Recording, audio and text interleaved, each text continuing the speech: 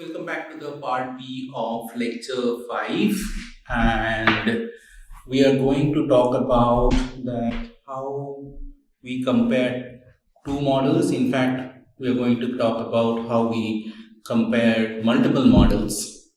Now, in this lecture, we will start with three possible models. Now, one is model 1, which is miles per gallon as a function of beta naught plus beta 1 times weight plus epsilon. Now this is one model with where you have essentially two variables. So basically weight, you are modeling miles per gallon as a function of weight. Okay, so you have weight on one axis and miles per gallon on the other axis, and you are modeling as a function miles per gallon as a function of weight, and that is what you are going to test. Next model is function of weight. This is already in the part of the model 1. This part is same as model 1. In addition, now you are adding horsepower.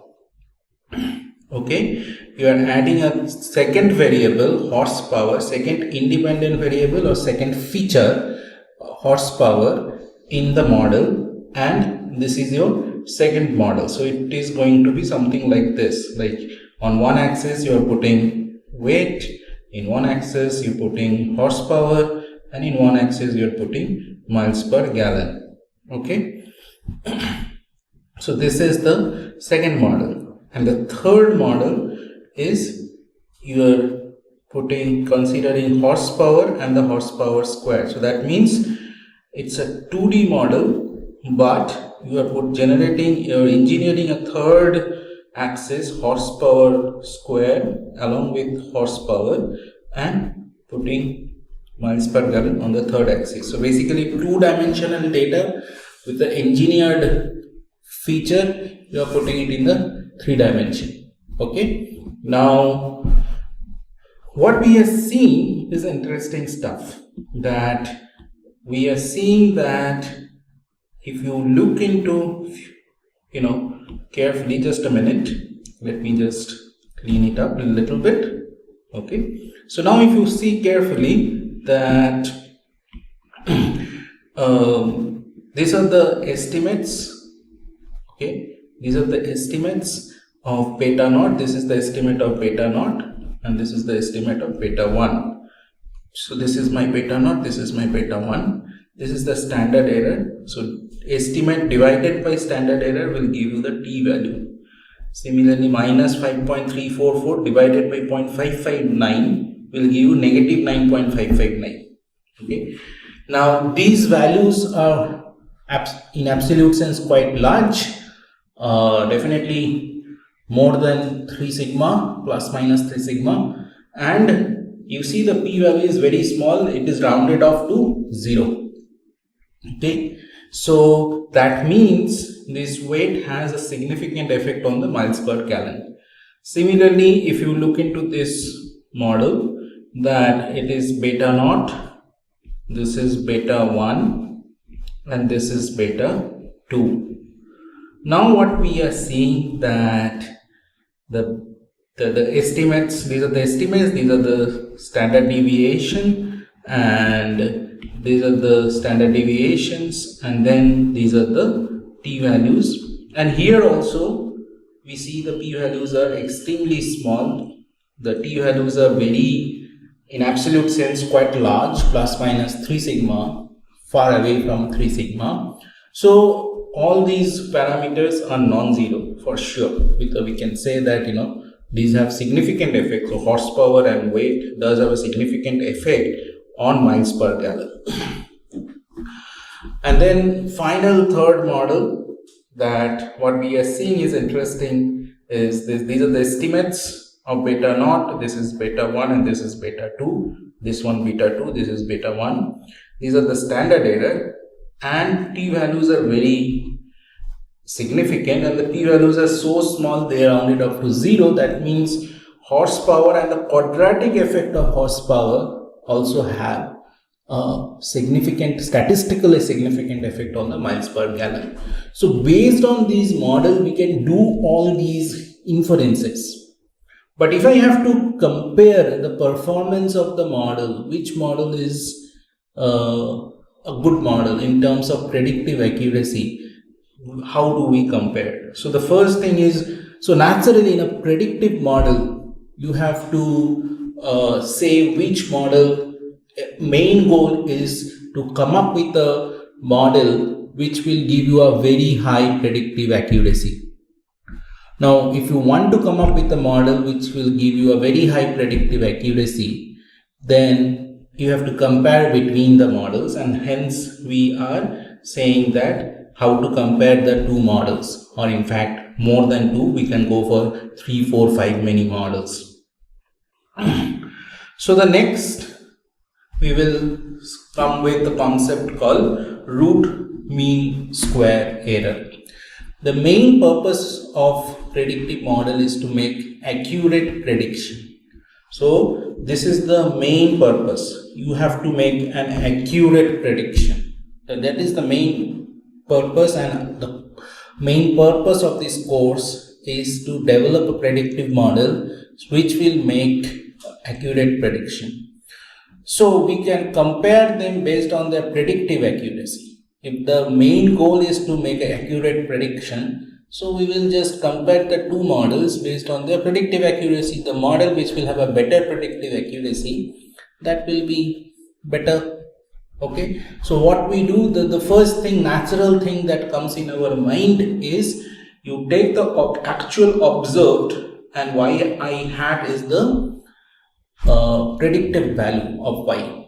What is the difference between them? Square them up, take an average of that, divide that.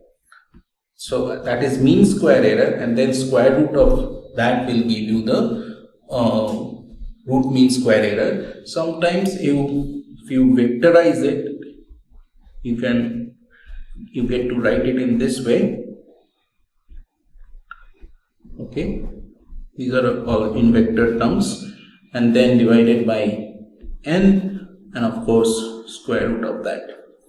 So what root mean square error is one of the extremely popular measure to calculate or estimate the predictive accuracy, and then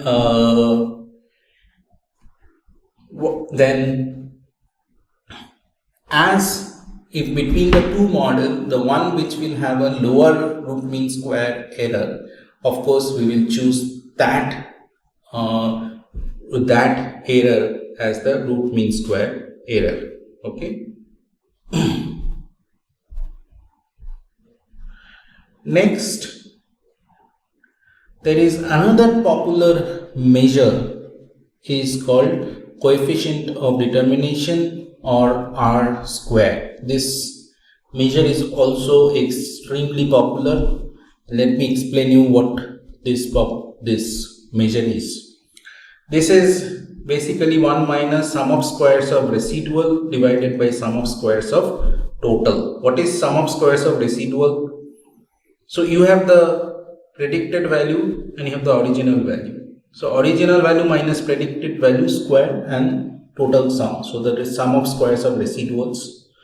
And then you have y bar. Y bar is just average over all the yi's in your data, overall yi. So if you just take subtract that from all y's and then square it and take the sum, that is total sum of squares. So this will give you total sum of squares. And what is sum of squares of regression? So basically predicted value minus y bar whole square, and then if you just take the sum over that, that will give you the regression sum of squares. Now carefully you see, I'll try to draw a picture and so that you get a a slightly better sense of what is happening here, let me just give you a sense of what is happening here. So suppose you have 1x and 1y, 1x and 1y. So it's a simple, simple straight line model that you are trying to fit through the points. So effectively all values on y-axis, that is where you see the values. I mean, if I just project all these values on the y-axis, these are the values. Then y bar, it will be somewhere in the middle, the average of all these values. Now, for a particular x, you did a prediction. Suppose this y was here, that is where you have observed the y, but your prediction is here, right? So naturally, let me take a little bit different color.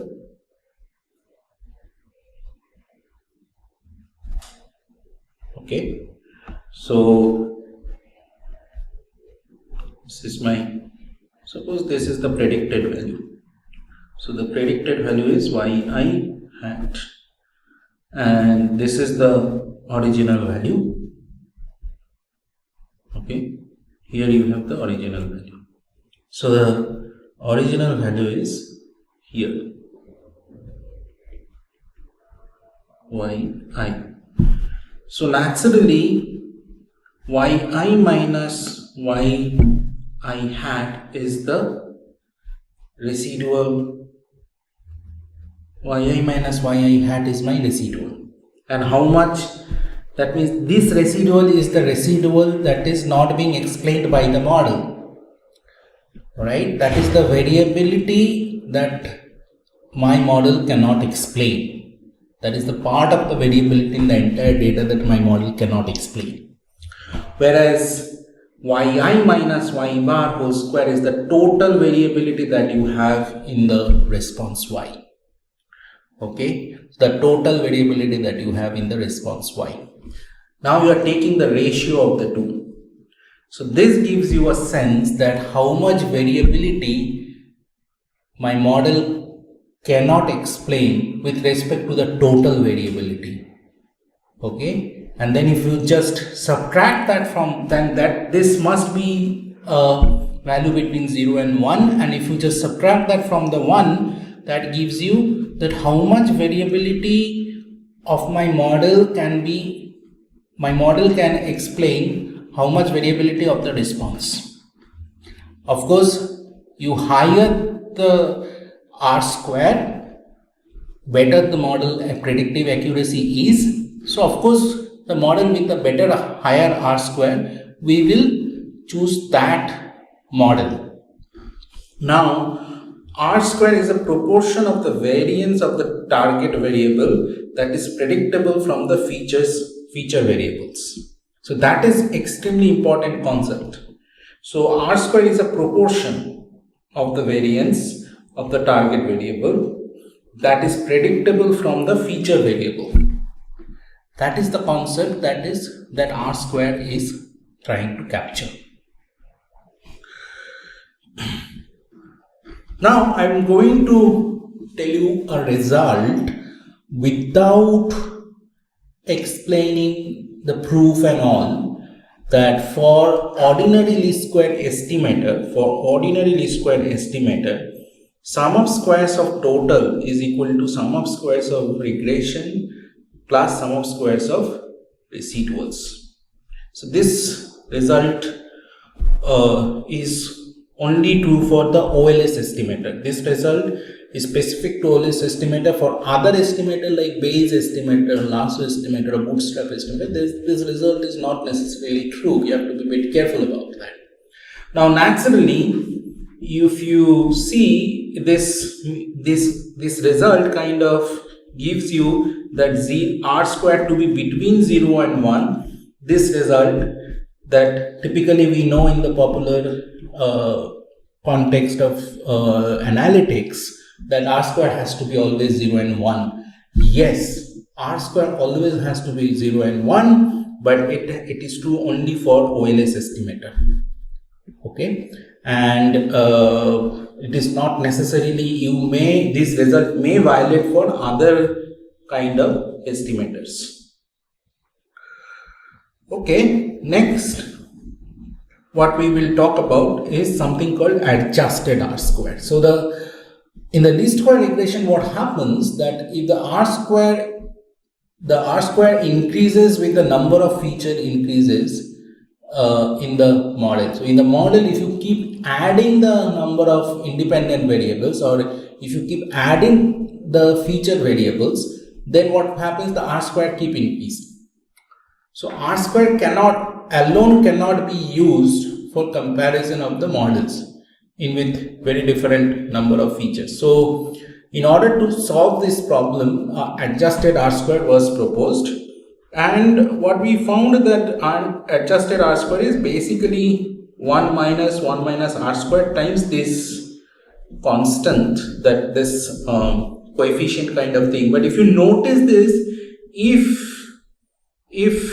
n goes to infinity, that means if you keep increasing the number of sample in your data for very large samples, for a very big data, this will go to 1. This coefficient, this part n minus 1 divided by n minus p minus 1 will go to 1. If this go to 1, then effectively adjusted R square will be approximately equal to R square. So if for very large data set where p is reasonable size, that adjusted R square will be same as the R square. P is the number of feature in the model and n is the sample size. Next, I will talk about Akaike information criteria. The idea about Akaike information criteria is being founded in the information theory. Now, AIC is defined as 2p minus 2 times log likelihood evaluated at MLE, where p is the number of features and L beta had given y and x is the likelihood function of the regression model evaluated at MLE or OLS estimator of beta. Now, given a set of models, our preferred model is the one with the minimum AIC value, because we want to minimize remember that for the set of parameters where the best choice will be when the AIC is minimum given the definition. One result, it's sort of, I'm giving you as a, try by yourself, that show that OLS estimator of beta is also maximum likelihood estimator for standard regression model that we have discussed so far. So if you can take that model and OLS estimator of beta and the maximum likelihood estimator of beta turns out to be exactly same. So can you show that? So it's a small theory problem to solve. It's a theoretical exercise. Similar to AIC, there is another information criteria called Bayesian information criteria. Like AIC, BIC is also founded in the information theory. Okay, so BIC is defined as P times log n minus 2 times log n of L beta hat given Yx. So this is same like AIC, and in AIC what you had 2 times P. This is typically known as the penalty of AIC, and this is P times log n. So some people do like BIC over over the AIC, because Bayesian information criteria sort of make a balance between the number of samples in your data set and the number of features in your data set. So BIC is slightly preferred over the AIC, but honestly, that does not make much of a difference. What my experience is, they are technically in a all practical purpose. When you will do data analysis, generally they don't violate each other. So where is the P is the number of features, and N is the sample size. So given a set of models, our preferred model will be the one with the BIC value, minimum BIC value. All right. Now I am asking you this question. Pause your video for 5 minutes and think about that, which out of these three models, which model you would like to choose and why. So pause your video and maybe you take 5 minutes and think about it, that which model would be better and which model will be we would like to choose out of these three models that we have discussed.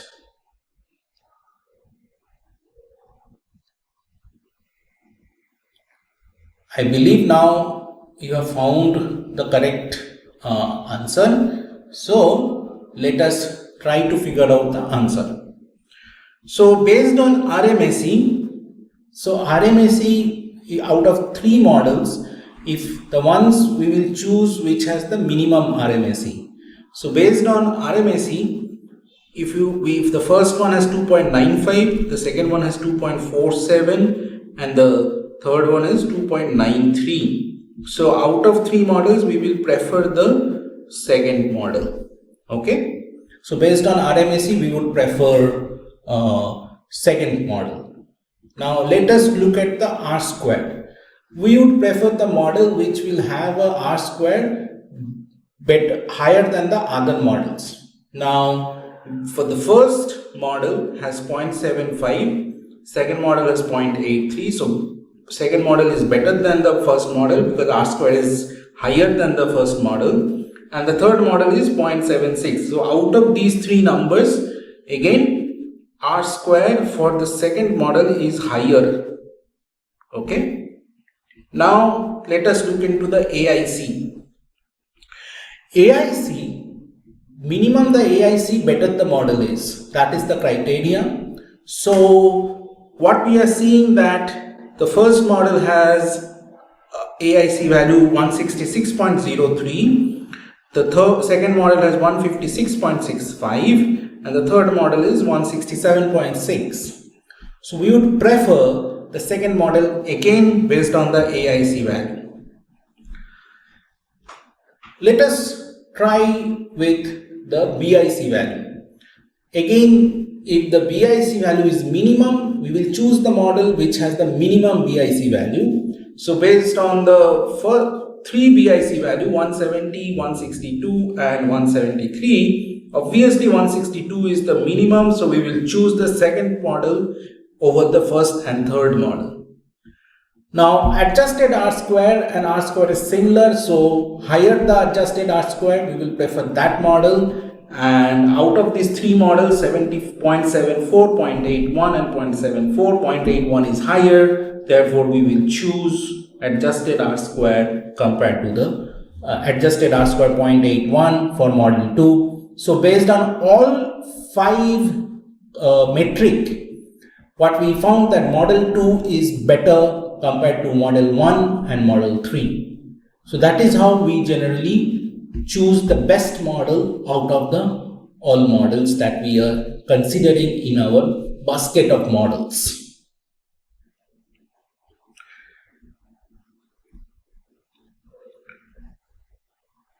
So in the next lecture, we will try to understand the complexity of the models. So we'll stop here now and see you in the next video.